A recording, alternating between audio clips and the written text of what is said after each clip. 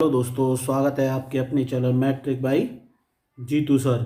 एक बार फिर के लेके आए हैं आपके लिए मोस्ट इम्पोर्टेंट टॉपिक्स, जिसमें आज आप जानेंगे समाज विज्ञान का प्री बोर्ड परीक्षा का पेपर्स, जिसमें आपको बोर्ड ने बताया है कि किस तरीके का पेपर आएगा, कौन कौन से क्वेश्चंस आएंगे, वो सभी किस तरीके के क्वेश्चंस आएंगे, कितने क्वेश्चंस होंगे, टोटल कितने नंबर्स के कितने क्वेश्चंस होंगे, उस सब के बारे में आपको बताया गया है। तो भाई ध्यान से देखना है और ज़्यादातर क्वेश्चंस इसी में से आएंगे। तो सॉरी,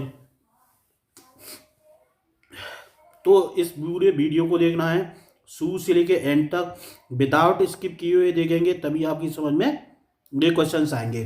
एक एक क्वेश्चंस आपको बताया जाएगा और उस क्वेश्चंस को कैसे करना है वो सबकी जानकारी आपको दी जाएगी। तो देखिए, ये सब 2023-24 का है, लेटेस्ट है, यूपी बोर्ड की साइड से लिया गया है। मोस्ट इम्पोर्टेंट आज का वीडियो होने वाला है। तो देखिए, अगर आपके में क्लियर नहीं दिखाई देता है इसमें यूट्यूब पर, तो आप यूट्यूब की सेटिंग्स में जाकर के उसको अच्छी क्वालिटी में कर लीजिएगा या HD क्वालिटी में देखिए, तो आपको पेपर स्पष्ट और क्लियर दिखाई देगा। कुछ बच्चों की प्रॉब्लम से ही आती है कि सर पेपर क्लियर नहीं आ रहा है। तो भाई पेपर अगर क्लियर देखना है तो थोड़ा उसकी क्वालिटी आप लोगों की लो होती है, तो उसको हाई क्वालिटी में कर लीजिए उसकी सेटिंग्स में यूट्यूब पर जाकर के, तो आपको क्लियर पेपर दिखाई देने लगेगा। तो चलते हैं पेपर की ओर। बट पेपर को स्टार्ट करने से पहले अगर आज की वीडियो आपको अच्छी लगती है तो वीडियो को लाइक, शेयर और कमेंट करना है। साथ ही चैनल पर न्यू है तो प्लीज़ चैनल को सब्सक्राइब कर लेना। इसी तरीके के मोस्ट इम्पोर्टेंट्स आपके लिए वीडियो लेकर के आएंगे और आप लोगों की सब तरीके से हम हेल्प करेंगे और आपको कोई डाउट्स नहीं होने देंगे। तो आज की वीडियो में हम केवल क्लास 10th के बच्चों के रिगार्डिंग से ही सोशल साइंस का पेपर डाले हैं, जिसको बोलते हैं सामाजिक विज्ञान का पेपर डाले हैं।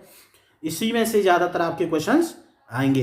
नेक्स्ट वीडियो होगा क्लास 12th के बच्चों के लिए, क्योंकि अभी तक हमने जितने भी पेपर्स डाले हैं क्लास 10th के बच्चों के रिगार्डिंग डाले हैं, अब क्लास 12th के बच्चों के रिगार्डिंग पेपर डालेंगे हम। नेक्स्ट वीडियो आपको क्लास 12th के पेपर्स का मिलेगा। तो बने रहिए हमारे चैनल के साथ, आपको इसी तरीके की न्यू अपडेट आपको बोर्ड के रिगार्डिंग्स आपको मिलते रहेंगे। तो चलते हैं पेपर्स की ओर। किस तरीके का पेपर आएगा उसकी डिटेल्स आप जानते हैं। जैसा कि लिखा हुआ है, विषय समाज विज्ञान, केवल एक ही प्रश्न पत्र आएगा। इसके आप दो पेपर समझें कि फर्स्ट सेकंड पेपर आएगा, नहीं आएगा, केवल और केवल एक ही पेपर आएगा। ये चीज़ें ध्यान लीजिए ना, केवल और केवल एक ही पेपर आएगा, दो पेपर नहीं होंगे। और वो भी पेपर होगा आपका 70 नंबर का। 30 नंबर आपको आपके कॉलेज से ही मिलेंगे जो प्रैक्टिकल बेसिस पे होंगे। तो 30 नंबर आपके स्कूल से मिलेंगे और 70 पूर्णांक जो है 70 नंबर आपको इस पेपर का है। 70 नंबर में से 70 नंबर्स का पेपर आपको करना है। टोटल्स आपका 70 नंबर का है। तो समय आपको 3 घंटे 15 मिनट मिलेगा, यानी सभी पेपरों में आपको 3 घंटे 15 मिनट का टाइम मिलेगा। 15 मिनट जो आपके पेपर को पढ़ने के रिगार्डिंग्स होंगे। 15 मिनट में आपको पूरा पेपर पढ़ना है, समझना है, किस तरीके से करना है, वो सब चीज़ों के लिए आपको 15 मिनट्स दिए गए हैं। निर्देशन से डायरेक्शंस दिए गए हैं। इसमें सभी प्रश्न अनिवार्य है, यानी आपको सभी क्वेश्चंस जो दिए गए हैं सभी क्वेश्चंस आपको करने हैं, एक भी क्वेश्चंस नहीं छोड़ना है। प्रारंभ के 15 मिनट विद्यार्थियों को प्रश्न पत्र पढ़ने के लिए निर्धारित हैं। जैसा कि आपको बता चुके हैं हम, 15 मिनट्स जो हैं आप लोगों के लिए पढ़ने के लिए गए। तो भाई मोस्ट इम्पोर्टेंट है, इसको वीडियो को आप विदाउट स्किप किए हुए देखना, तभी आपकी समझ में आएगा। एक एक आपको क्लियर क्वेश्चन बताया जाएगा कि इसके क्या करना है, कैसे करना है, वो सब आपको क्लियरिटी बताई जाएगी। तो इसमें 2 खंड होंगे आपको, खंड अ और खंड ब। जैसा कि सभी पेपर्स आपके खंड अ और खंड ब 2 पार्ट्स में डिवाइड किए गए, क्योंकि खंड अ में आपको टोटली 20 क्वेश्चंस मिलेंगे जो OMR सीट बेस्ड होंगे, जिसमें आपको OMR सीट पे भरना है। 20 नंबर की OMR सीट आएगी। यह प्रश्न पत्र 2 खंडों में अ और ब में विभाजित है। खंड अ में 20 अंक के बहुविकल्पी प्रश्न हैं, जिनका उत्तर आपको OMR सीट पर दिया जाना है, जैसा कि आपको बता चुके हैं। OMR सीट पर उत्तर पुस्तिका में OMR सीट पर उत्तर अंकित किए जाने के पश्चात उसे काटे नहीं तथा इरेजर विभाजन आदि का प्रयोग न करें। जैसा कि आपको बता चुके हैं कि OMR शीट पे आपको कोई काटपीट नहीं करनी है, ना इरेजर वरना वाइटनर का यूज करना है। अगर आपने इरेजर या वाइटनर का यूज किया OMR शीट पर तो समझ लीजिए आपकी उत्तर पुस्तिका भी आपकी चेक नहीं की जाएगी और आप डायरेक्ट फेल कर दिए जाओगे। तो भाई OMR शीट आपकी फर्स्ट लगेगी, पहले OMR शीट होगी, उसके बाद आपकी कॉपी लगेगी। तो भाई OMR शीट को आपको सही से भरना है, बिल्कुल उसमें काटपीट नहीं करनी है। साथ ही OMR शीट को आपको गंदा नहीं करना है। कुछ बच्चे क्या करते हैं, OMR शीट को फिलअप कर दिया और उसको उल्टा सीधा रगड़ दिया टेबल्स पे, तो भाई ये चीज़ें नहीं करनी है। अगर OMR शीट आपकी गंदी मिली तो आपको ये समझ लीजिए नंबर्स नहीं मिलेंगे और आप डायरेक्ट फेल हो जाओगे, क्योंकि एक्चुअली जो OMR शीट होती है वो मशीनों के द्वारा चेक होती है। तो मशीनों के द्वारा जब चेकड होगी और आपकी गंदी मार्कशीट मिलेगी, OMR शीट मिलेगी सॉरी, तो आपकी वो स्कैन नहीं हो पाएगी और आप डायरेक्ट फेल कर दिए जाओगे। तो भाई OMR शीट को बिल्कुल क्लियर और साफ भरना है। जो कुछ भी आप पेंसिल यूज करोगे बिल्कुल क्लियर करनी है और साफ लिखना है उस पेंसिल से। खंड ब में 50 अंक का है, जो खंड ब दिया गया है वो कितने का है, 50 अंक का। OMR शीट होगी आपकी 20 नंबर्स की और बचे 50 नंबर्स वो आपके खंड ब में होंगे। इनमें वर्णनात्मक सेकंड और मानचित्र के 2 प्रश्न हैं, यानी मानचित्र संबंधी भी 2 प्रश्न है। आपको मानचित्र में जो क्वेश्चंस में पूछा गया है वो आपको फिलअप करना है। प्रत्येक प्रश्न के लिए निर्धारित अंक उसके सम्मुख अंकित हैं, यानी जो भी नंबर्स हैं, जिस क्वेश्चन के कितने नंबर्स हैं, कौन सा प्रश्न कितने नंबर्स का है, उसके सामने उसके नंबर्स लिखे गए हैं। दिए गए मानचित्र को उत्तर पुस्तिका में मजबूती के साथ संलग्न करना आवश्यक है, यानी जो मानचित्र आपको दिया जाएगा उसको आपको उत्तर पुस्तिका के लिए धागा मिलेगा, उसमें आप सही से उसे करना है, बांधना है सही से। ऐसा नहीं है हल्का बांधने और आपका मानचित्र उससे निकल के भाग जाए। दष्टवादी प्रक्षेपता के लिए मानचित्र कार्य के स्थान पर अलग से प्रश्न दिखने के लिए दिए गए, यानी जो अंधे हैं, जो ब्लाइंड पर्सन है, ब्लाइंड स्टूडेंट्स हैं, उनके लिए मानचित्र का काम नहीं है, उनके लिए अलग से प्रश्न दिए गए हैं। तो अलग से प्रश्न भाई जिनको दिखता है वो उन्हें नहीं करने हैं, ये चीज़ ध्यान रखना। आप ये ना समझें कि वो आपके लिए अथवा है या विकल्प के रूप में है, वो विकल्प के रूप या अथवा के रूप में नहीं है, वो केवल दृष्टिबाधित स्टूडेंट्स के लिए है, वो आपके लिए नहीं है। आपको केवल मानचित्र वाले वर्क ही करना है, जिन बच्चों को दिखाई देता है उनको मानचित्र का फिलअप करना है, और जो ब्लाइंड बच्चे हैं उनको मानचित्र का काम नहीं करना है। तो आइए चलते हैं खंड अ की ओर, जिसमें कि आपको कितने हैं, 20 अंक के 20 क्वेश्चंस हैं। प्रत्येक क्वेश्चन 1 नंबर का रहेगा। फर्स्ट, राष्ट्रवाद का उदय सर्वप्रथम किस देश से हुआ, यानी राष्ट्रवाद का उदय सर्वप्रथम किस देश से हुआ, जर्मनी, फ्रांस, इटली, ब्रिटेन। ये आपको बताना है। इन 4 ऑप्शंस में से कौन सा ऑप्शन सही है, ये आपको अपनी समाज विज्ञान की हिस्ट्री की जो बुक्स है उसमें आपको मिल जाएगी, हिस्ट्री पार्ट्स में। ड्यूक मैटरनिक ने सामाजिक व्यवस्था का सबसे खतरनाक दुश्मन किसको माना, रूसो, क्विटर, विक्टर एमुअल, काल्विन या ज्यूसेपी मैथ्सनी। किसको माना ड्यूक मैटरनिक ने सामाजिक व्यवस्था का सबसे खतरनाक, ये भी आपको पढ़ना है, आपकी हिस्ट्री की बुक्स में ही आपको मिल जाएगा। सूती कपड़ा मिल की रूपरेखा किसने रखी, यानी सूती को कपड़ा किसने नींव रखी, तो वो आपको बतानी है। जॉन राइट ने, रिचर्ड आर्कराइट ने, एंड्रू कार्नेगी ने या जेम्स वार्ड ने, किसने रखी, ये आपको बतानी है। क्वेश्चन नंबर 4, 1928 से 1934 के बीच भारत में गेहूं की कीमत 50% तक गिर गई, इसका कारण था, क्या कारण था, अंतर्राष्ट्रीय बाजार में कीमतों का गिरना, कीमतों का बढ़ना, कीमतों का स्थिर रहना, या उपरोक्त में से कोई नहीं। इसमें से आपको ऑप्शंस बताना है कि क्या रीजन था कि गेहूं की कीमत 50% तक गिर गई, ये आपको बताना है।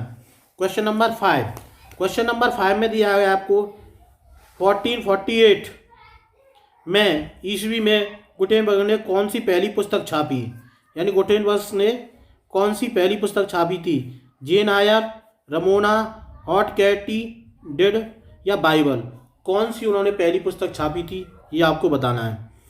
क्वेश्चन नंबर 6 में है बेल्जियम में सामुदायिक सरकार का चुनाव कौन करता है। यानी बेल्जियम जो कंट्री है उसमें सामुदायिक सरकार का चुनाव कौन करता है। एक ही भाषा बोलने वाले लोग, सभी भाषाओं को बोलने वाले लोग, या केवल जर्मन भाषा बोलने वाले लोग, या उपयुक्त में से सभी, ये आपको बताना है। तो बेल्जियम के बारे में आपको उसमें पता होना चाहिए कि वहाँ की सामाजिक व्यवस्था कैसी है। जैसे अपने यहाँ पर लोकतंत्र है, सभी लोग वोट करते हैं, उसी के अकॉर्डिंग वहाँ का राष्ट्रपति या प्रतिनिधि चुना जाता है, वहीं की उसी की सरकार बनती है। तो इसी के अकॉर्डिंग बेल्जियम में किस तरीके की शासन व्यवस्था है वो आपको बतानी है। क्वेश्चन नंबर 7 में निम्नलिखित में से कौन सा लक्षण संघीय सरकार से संबंधित नहीं है। तो संघीय सरकार की होती क्या है। संघीय सरकार है यानी सभी संघों का एक तरीके से सभी संघों को मिला करके, संघ मतलब है आपके प्रांत मतलब स्टेट, प्रांत जिसको बोलते हैं वो स्टेट होते हैं, राज्य होते हैं आपके, यानी सभी राज्यों से मिलकर के एक सरकार बनती है, उसी को बोलते हैं हम संघीय सरकार। तो निम्न में कौन सा लक्षण संघीय सरकार से संबंधित नहीं है। कठोर एवं लिखित संविधान, शक्तियों का केंद्रीकरण, संघ एवं राज्यों के मध्य शक्तियों का विभाजन, या सर्वोच्च न्यायालय। तो निम्न में से कौन सा लक्षण संघीय सरकार से संबंधित नहीं है, ये आपको इसमें से बताना है। नंबर 8, निम्न में से लैंगिक असमानता को बढ़ावा देने का कारण नहीं है। लैंगिक असमानता का बढ़ावा देने का कारण नहीं है। श्रम का लैंगिक विभाजन, जैविक बनावट, समाज का पितृ प्रधान होना, महिलाओं में साक्षरता दर की कमी। तो लैंगिक असमानता को बढ़ावा देने का कारण नहीं है। कौन सा कारण नहीं है ये आपको बताना है। क्वेश्चन नंबर 9, सांप्रदायिकता की समस्या प्रारंभ होती है जब, यानी सांप्रदायिक दंगे होते हैं, हिंदू मुसलमान झगड़े, तो वो कब होती है। सांप्रदायिक समस्या का प्रारंभ होती है जब, कब होती है, धर्म को ही राष्ट्र का आधार मान लिया जाए, यानी जो धर्म है उसी को राष्ट्र का आधार मान लिया जाए, या धर्म को राष्ट्र से अलग कर दिया जाए, या सभी धर्मों को समान रूप से माना जाए, या कुछ ही धर्मों को प्रधानता दी जाए। तो सांप्रदायिक की समस्या कब आरंभ होती है, इन 4 ऑप्शंस में से आपको बताना है। क्वेश्चन नंबर 10 में दिया गया कौन सा संघ सूची का विषय नहीं है, यानी जो संघ सूची का विषय नहीं है कौन सा है। प्रतिरक्षा, शिक्षा, मुद्रा या विदेशी मामले, ये आपको बताने हैं कि संघीय मामले संघ सूची का विषय नहीं है, कौन सा नहीं है ये आपको बताना है। क्वेश्चन नंबर 11, निम्न में से पंजाब में भूमि संकुचन का मुख्य कारण क्या है। गहन खेती, अधिक सिंचाई, वन उन्मूलन या अति पशुचारण, इनमें से कौन सा भूमि संकुचन का मुख्य कारण है ये आपको बताना है। क्वेश्चन नंबर 12 में दिया गया निम्नलिखित को सुमेलित करते हुए सही विकल्प का चयन कीजिए, यानी ये आपको मैचिंग करने हैं कि क का फर्स्ट सही है या सेकंड सही है, ख का कौन सा सही है, ये आपको मैचिंग दिए गए हैं। मैचिंग पूरा 1 नंबर का है, इसके विकल्प दिए गए हैं आपको मैचिंग के रिगार्डिंग अ ब स द। तो इसमें से आपको बताना है अ सही है या ब सही है या द सही है, ये आपको बताना है। क्वेश्चन नंबर 12 में क्वेश्चन नंबर 13 में आपको दिया गया है निम्नलिखित में से प्राथमिक क्षेत्र का क्रियाकलाप नहीं है। मछली पकड़ना, कृषि, गुड़ बनना या डेयरी। तो प्राथमिक क्षेत्र का क्रियाकलाप नहीं है, कौन सा नहीं है ये आपको बताना है। केवल क एवं ग, और समय क ख ग, क ख घ या घ ख और घ, ये आपको बताना है कौन सा ऑप्शन सही है।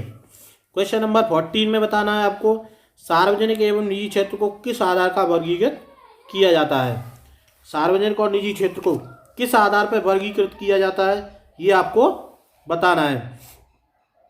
किस आधार पर वर्गीकृत, रोजगार, आर्थिक क्रिया या उद्यान का अस्तित्व, स्थायित्व और या श्रमिकों की संख्या किस बेस पे किया जाता है, ये आपको सही से पढ़ना है और आपको बताना है। एक भी क्वेश्चंस नहीं छोड़ना है, ये चीज़ ध्यान रखनी है। एक भी क्वेश्चंस नहीं छोड़ना है, एक एक नंबर के ये सभी क्वेश्चंस हैं आपके। और आप नेक्स्ट क्वेश्चन है क्वेश्चन नंबर 15, भू क्षरण से क्या तात्पर्य है, यानी भू का क्षरण से क्या तात्पर्य है। भूमि का अनुपजाऊ होना, भूमि का दलदली होना, भूमि का उपजाऊ होना या भूमि का योजनाबद्ध उपयोग, कौन सा है। भू क्षरण से क्या तात्पर्य है, ये आपको बताना है। नंबर 16, मगरमच्छ, गेंडा, काला हिरण किस जाति में नहीं आते हैं। सामान्य जाति, संकटग्रस्त जाति, अ ब यानी दोनों हैं, या द उपरोक्त सभी, यानी ये दोनों आपको बताने कौन सी है। क्वेश्चन नंबर 17, निम्न में कौन सा व्यापार अवरोधकों का लक्षण नहीं है। सरकार विदेश सरकार को नियमित करने के लिए व्यापार अवरोधक का प्रयोग कर सकती है। तो यानी ये आपको 4 ऑप्शंस दिए हैं, चारों में से आपको पढ़ना है और आपको बताना है। क्वेश्चन नंबर 18 में दिया गया भूमिहीन ग्रामीण मजदूरों के लिए सबसे अधिक उपयुक्त विकास का लक्ष्य कौन सा है, यानी जो भूमिहीन है, मजदूर है, उनके लिए विकास का लक्ष्य कौन सा है, वो क्या है। उपज का ज़्यादा समर्थन मूल्य देना, या उनके बच्चों को विदेश में बसाया जाना, या अधिक मजदूरी देना, या उपयुक्त में से कोई नहीं। ये आपको बताना है भूमिहीन के रिगार्डिंग्स। क्वेश्चन नंबर 19 में दिया गया है निम्नलिखित में से कौन सा परंपरागत ऊर्जा का स्रोत नहीं है। जो परंपरागत हम पुराने समय से चले आ रहे थे वो ऊर्जा का स्रोत नहीं है। कोयला या भूतापीय ऊर्जा, या व दोनों हैं, या उपरोक्त में से कोई नहीं। ये आपको बताना है, परंपरागत ऊर्जा का स्रोत नहीं है। देखिए कोयला तो परंपरागत ऊर्जा का स्रोत है, तो बट भूतापीय नहीं है। तो ये आपको देखना है, अच्छी से पढ़ना है, तभी आपको समझ में आएगा। क्वेश्चन नंबर 20 में आपको करना है वैश्वीकरण का बहुराष्ट्रीय कंपनियों के निवेश पर क्या प्रभाव पड़ा। ये आपको बताना है इनमें से कौन सा, यानी बहुराष्ट्रीय कंपनियों के निवेश से जो वैश्वीकरण किया उस पर क्या इफेक्ट पड़ा, ये आपको बताना है। सभी को पढ़ना है, एक एक क्वेश्चन सही से पढ़िए तो आपकी समझ में आ जाएगा। जैसे बहुराष्ट्रीय कंपनियों के निवेश में वृद्धि हुई।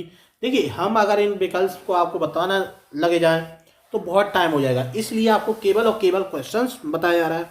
अगर आपकी समझ में नहीं आते क्वेश्चंस के आंसर तो भाई आप कमेंट बॉक्स में कमेंट करिए, तो आपको हम सॉल्व पेपर भी करा देंगे। अगर आप कमेंट करेंगे तो हम आपको सॉल्व पेपर भी लेकर के आएंगे। और आप ज़्यादा से ज़्यादा चैनल इसको वीडियो को शेयर कीजिएगा, ज़्यादा से ज़्यादा चैनल को सब्सक्राइब कर लेना। अगर आप कमेंट करेंगे, आप ज़्यादा से ज़्यादा कमेंट आएंगी कि हमें सॉल्व पेपर चाहिए, सॉल्व होना चाहिए, तो हम आपको सॉल्व पेपर भी कराएंगे। तो भाई अभी आपको केवल और केवल पेपर ही समझा रहे हैं, जिससे कि आप लोग सही से समझ सकें, आपको कोई डाउट्स ना रही है। क्योंकि एक्चुअली ये होता है कि आप एग्जाम पेपर पे जाते हैं, एग्जाम बोर्ड पर जाते हैं, तो वहाँ पे क्या होता है, आप हड़बड़ाहट में प्रश्न पत्र आपकी समझ में नहीं आता कि इस क्वेश्चन में क्या पूछा जा रहा है। तो वही चीज़ें आपको बता रहे हैं, ध्यान से देखना है, ध्यान से समझ लीजिए। हम आपको समझा रहे हैं। अगर आपको कोई क्वेश्चन समझ में नहीं आया, ये सभी बुक्स में मिल जाएंगे आपको क्वेश्चंस के आंसर। अगर फिर भी समझ में नहीं आता, किसी का आंसर नहीं आता, तो आप कमेंट बॉक्स में कमेंट कीजिएगा, हम उसका आंसर आपको वीडियो बना करके दे देंगे, बिल्कुल क्लियर देंगे, जिससे आपको कोई डाउट्स ना रहे। तो ये थे आपके क्वेश्चन नंबर 20 तक, जो आपको OMR शीट पर फिलअप करने हैं। खंड अ था, जिसके अंतर्गत OMR शीट आएगी। अब लेते हैं खंड ब। खंड ब में आपको वर्णनात्मक प्रश्न है, जिनके आंसर आपको शीट पर लिखने हैं, अपनी उत्तर पुस्तिका पर लिखने हैं। तो फर्स्ट क्वेश्चन में आपको दिए गए हैं 4 पार्ट्स, यानी प्रश्न 1 के कितने दिए गए हैं आपको, 4 पार्ट्स दिए गए। हर एक प्रश्न कितने का है, देखिए उसके सामने उसके नंबर्स लिखे गए, ध्यान से देखना, उसके सामने उसके नंबर्स लिखे गए, यानी उसमें एक क्वेश्चन के अंदर 2 चीज़ें पूछी गई हैं, तो आपको 4 नंबर का है। तो ध्यान देखना, दोनों चीज़ों का जवाब देना है। जैसे प्रश्न, प्रथम विश्व युद्ध के पश्चात होने वाली महामंदी के 2 कारण लिखिए। तो प्रथम विश्व युद्ध के बाद होने वाली महामंदी के 2 कारण कौन कौन से थे, वो आपको बताने हैं, दोनों बताने हैं, तभी आपको पूरे 4 नंबर मिलेंगे। अगर एक बताओगे तो 2 नंबर मिलेंगे। तो इसलिए आपको दोनों ही बताने हैं। अथवा 1928 से 1934 के मध्य होने वाली महामंदी का भारतीय अर्थव्यवस्था पर पड़ने वाले 2 प्रभावों की व्याख्या कीजिए। यानी 1928 से 1934 के मध्य जो महामंदी हुई उसका भारतीय अर्थव्यवस्था पर क्या इफेक्ट पड़ा वो आपको बताना है। और उसके 2 इफेक्ट, यानी आपको 2 इफेक्ट उसके बताने हैं। तो देखिए 2 इफेक्ट बताए कि आप पूरा क्लियर करेंगे तभी आपको पूरे 4 नंबर मिलेंगे। नेक्स्ट क्वेश्चन है आपका, सत्ता की साझेदारी लोकतंत्र की आत्मा है, इस कथन की कारण सहित पुष्टि कीजिए। तो इसको कारण सहित आपको एक्सप्लेन करना है, इसका यानी इसकी व्याख्या करनी है। ये पूरा आपको 4 नंबर का है। भाई 4 नंबर का है तो आपको यही नहीं है कि 4-5 लाइन लिख करके आपको कंप्लीट हो गया। कम से कम मिनिमम आपका 1 पेज होना चाहिए, 1 पेज से कम में आंसर नहीं होना चाहिए, तभी आपको पूरे नंबर मिलेंगे। और साफ आंसर लिखा होना चाहिए। ये नहीं है कि आंसर आपने सही लिख दिया, पूरा लिख दिया, 1 पेज का लिख दिया, बट वो क्लियर नहीं है तो किसी मतलब का नहीं है। बिल्कुल साफ और स्वच्छ राइटिंग होना चाहिए।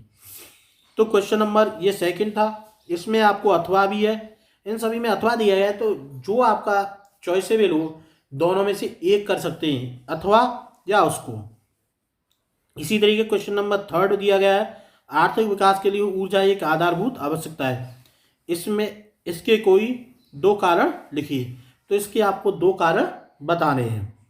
परिवहन तथा संचार के साधन किसी भी देश की जीवन रेखा क्यों माने जाते हैं, 2 कारण लिखिए। तो इसके भी आपको 2 कारण लिखने हैं। 2 कारण लिखेंगे तभी आपको 4 नंबर मिलेंगे। जैसे कि आपको 2+2 करके दिया गया है, तो यानी 1 कारण 2 नंबर, 2 कारण लिखेंगे तो आपको पूरे 4 नंबर मिलेंगे।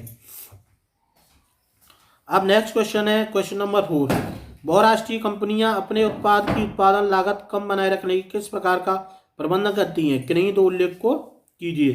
तो इसमें भी आपको 2 उल्लेख करने हैं, या अच्छे बाजार के किन्हीं 2 लक्षणों का उल्लेख कीजिए, तो ये आपको बताने हैं।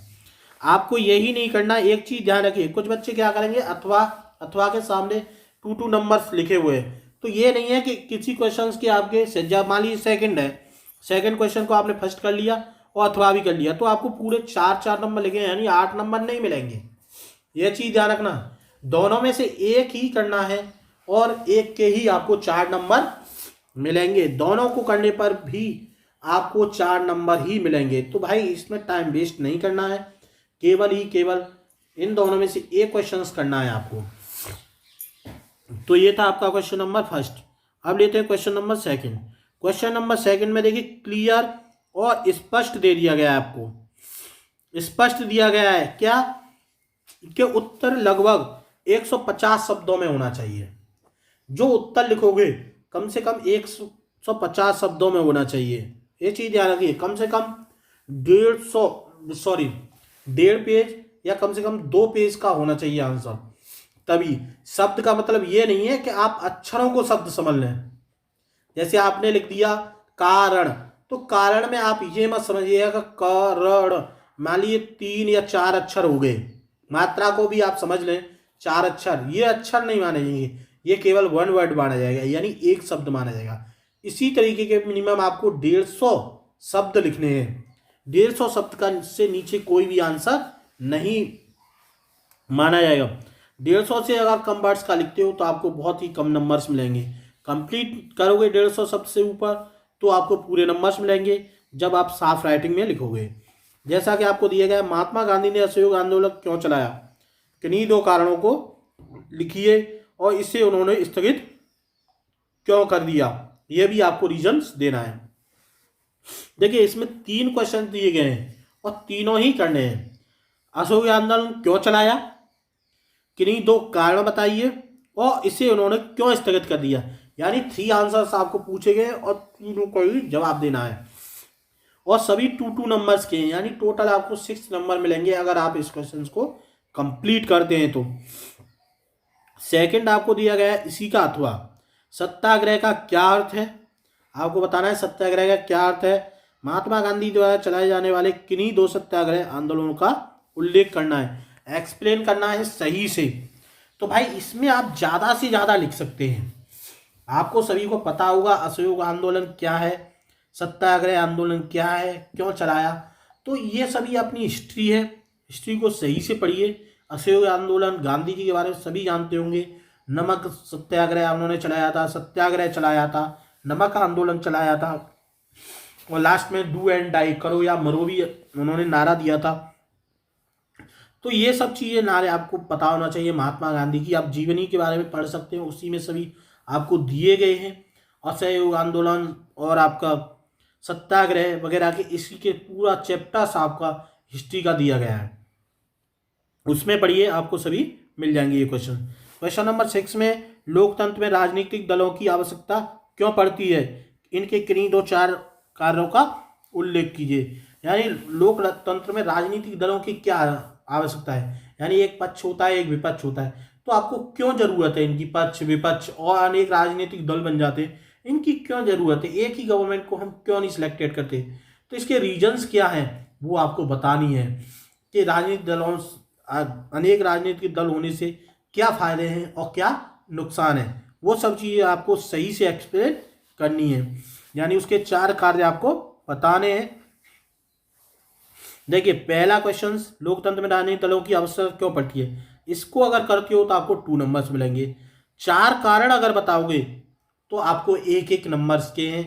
1 कारण 1 नंबर, 2 कारण 2 नंबर, 3 कारण 3 नंबर, और 4 कारण 4 नंबर। यानी अगर चारों कारणों को आप बता दोगे तो आपको टोटल्स आपको 6 नंबर्स मिलेंगे। सेकंड इसका अथवा दिया गया है, लोकतंत्र उत्तरदायी, पारदर्शी एवं वैध शासन की व्यवस्था देता है, इस कथन की व्याख्या करनी। तो इस कथन की व्याख्या करनी है, 1 पेज में या 4 लाइन में आपको एक्सप्लेन नहीं करना है, कम से कम आपको 2 पेज पढ़ने हैं इसके, क्योंकि जैसा कि स्पष्ट कर दिया गया है इन सभी के उत्तर आपको 150 शब्द से कम नहीं होने चाहिए, एक्स्ट्रा हो सकते हैं, कम नहीं होंगे, तभी आपको पूरे 6 नंबर मिलेंगे। क्वेश्चन नंबर 7 इंपोर्टेंट क्वेश्चन है आपका, ये समझ लीजिए, मृदा अपरदन। और क्वेश्चन नंबर जो 5 था असहयोग आंदोलन, मोस्ट इंपोर्टेंट क्वेश्चन, इनको रट लो, यही क्वेश्चन आपके आएंगे, लिखित में ले लो, 100% यही क्वेश्चन पेपर आएगा। इसमें से ये 6 नंबर के जो क्वेश्चन हैं यही आएंगे। एक एक चीज हमारी गांठ बांध के रख लो, अगर नहीं आए तो गारंटी हमारी है यही क्वेश्चन पेपर आएंगे, लिख लीजिए इस बात को।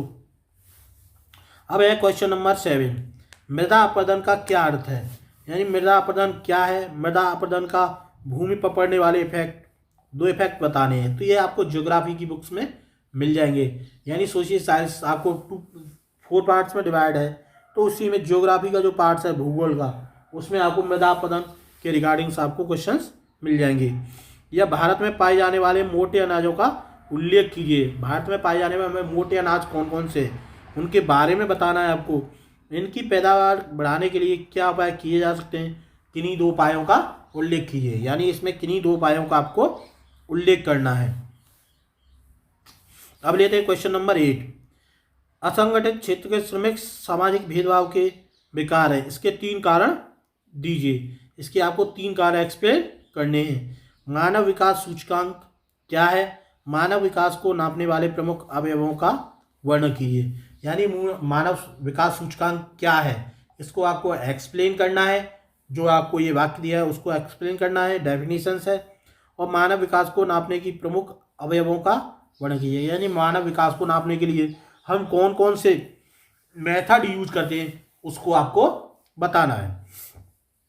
अब देखिए मोस्ट इंपोर्टेंट ये हो गई, ये क्वेश्चंस आप याद कर लिए तो समझ लिए आपकी नैया पार हो जाएगी। इन्हीं में से क्वेश्चंस आएंगे। मोस्ट इंपोर्टेंट थे, देखिए 6-6 नंबर्स के हैं, इनको याद कर लीजिए। 8 क्वेश्चंस दिए गए हैं, 6 से लेकर के 8 तक में 4 क्वेश्चन थे, 4 के जस्ट डबल 8 दिए गए। इन्हीं 8 को याद कर लो, इन्हीं में से पेपर आएंगे यार, पेपर में यही आने क्वेश्चंस, ये ध्यान से लिख लो। अब लेते हैं मानचित्र संबंधी प्रश्न। देखिए मानचित्र के संबंधी भी आपको आपकी बुक में दिए गए हैं, मानचित्र के रिगार्डिंग इसमें से कौन कौन से क्वेश्चंस आएंगे वो देख लीजिएगा। देखिए मानचित्र आपका आएगा टोटल, जिसमें दे दिया गया है कि कि मानचित्र कितने नंबर्स का आएगा। क्वेश्चन नंबर 9 और 10 मानचित्र के रिगार्डिंग ही है। आपके दो क्वेश्चन आपके किसके हैं, मानचित्र के रिगार्डिंग है। ये क्वेश्चंस कितने नंबर के आएंगे, 5 और 5 10 नंबर के आएंगे। कितने नंबर के आएंगे, मानचित्र के 10 नंबर के। तो भाई 10 नंबर को अगर करना है तो सही से मानचित्र को आप सही से पढ़ लीजिए, कौन सी नदी कहाँ पर है, कौन सा स्थान कहाँ पर है, ये आपको बताना है। तो देखिए जैसे इस क्वेश्चन नंबर 9 में दिया गया है, देखिए हाफ हाफ दिया गया है। निम्न प्रश्नों के भारत के रेखा मानचित्र में चिन्ह द्वारा, जो डॉट का चिन्ह है, द्वारा सहित दर्शाइए। सही नाम व सही अंकन हेतु आपको आधा आधा नंबर दिया गया है। यानी आपने अगर सही नाम बता दिया तो आधा नंबर मिल जाएगा, और सही आपको उसमें मानचित्र में फिलअप कर दिया तो आपको आधा नंबर मिलेगा। यानी आपको यही नहीं है कि आपको नाम ही पता है, मानचित्र में भी भरेंगे तभी आपको पूरा 1 नंबर मिलेगा। अगर आप जस्ट लाके नाम ही लिख दोगे तो केवल और केवल आपको आधा नंबर मिलेगा। 5 क्वेश्चन हैं। क यह नगर जहाँ जलियांवाला बाग हत्याकांड हुआ, तो ये आपको पता होना चाहिए कि कौन सी जगह जलियांवाला बाग का हत्याकांड हुआ था। जलियांवाला जलाया गया था, वहाँ पर बहुत सारे आपको पता ही है सैंडर्स ने गोली चलवाई थी सभी जगह, जहाँ पर मीटिंग वगैरह हो रही थी, बहुत लोग मारे गए थे भारतीय उसमें। तो वो कहाँ हुआ था ये आपको मानचित्र में भरना है, उसकी नाम भरना है, नाम बताना है कि कौन सी जगह पर हुआ था। वह स्थान जहाँ गांधी जी ने सर्वप्रथम नमक कानून तोड़ा, तो वो स्थान का आपको नाम बताना है, साथ ही उसमें मानचित्र में इसको फिलअप करना है। वह स्थान जहाँ नील की खेती करने वाले किसानों ने आंदोलन किया, तो ये भी आपको बताना है कि कौन सी जगह किया था, और कि उसको आपको मानचित्र में फिलअप करना है।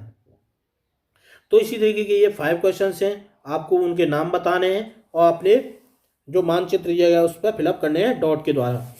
अब नीचे के जो क्वेश्चंस हैं, जलियांवाला बाग हत्याकांड किस नगर में हुआ, ये केवल दृष्टिबाधित स्टूडेंट्स के लिए ही, वो मानचित्र में नहीं फिलअप कर सकते।